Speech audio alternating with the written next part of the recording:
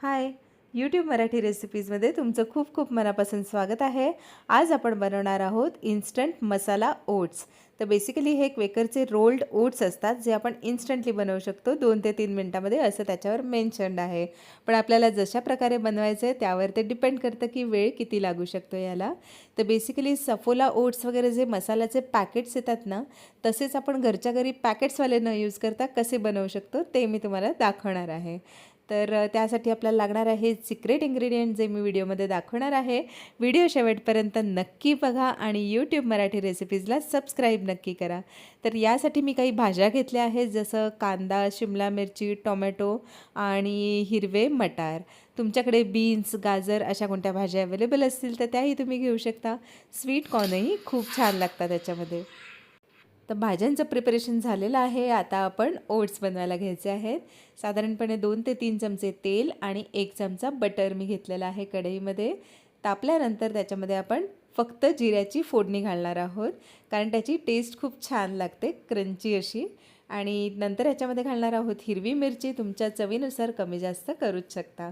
मिरची थोडीशी परतल्यानंतर लगेचच यामध्ये घालायचा आहे कांदा आणि तोही गुलाबीसर आपल्याला परतून घ्यायचा आहे।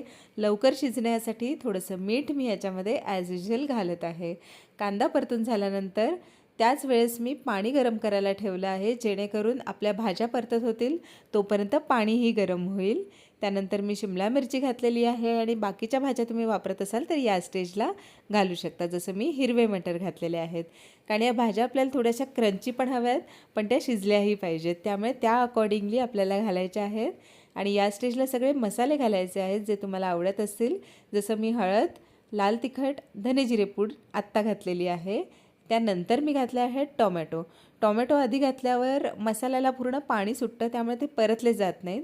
म्हणून कधीही असे मसाल्याचे प्रकार बनवताना मी मसाले म्हणजे सुखे मसाले जे असतात ते टोमॅटो घालायच्या आधी घालते।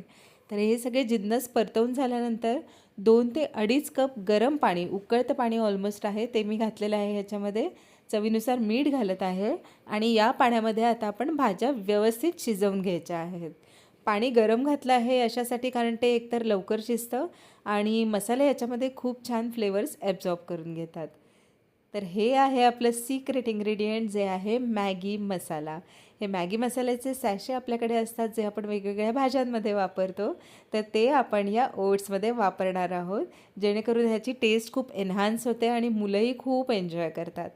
त्यानंतर मी 1 कप हे रोल्ड ओट्स जे आहेत ते याच्यामध्ये घालणार आहोत। साधारणपणे मी 2 ते 2.5 कप पाणी घेतलं होतं आणि 1 कप ओट्स मी याच्यामध्ये घालत आहे।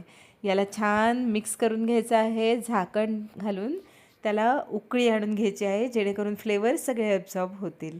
आणि याची कन्सिस्टन्सी तुम्हाला आवडेल तशी तुम्ही ठेवूच शकता। मला अशी खिचडीसारखी कन्सिस्टन्सी आवडते, त्यामुळे मी तशी ठेवते।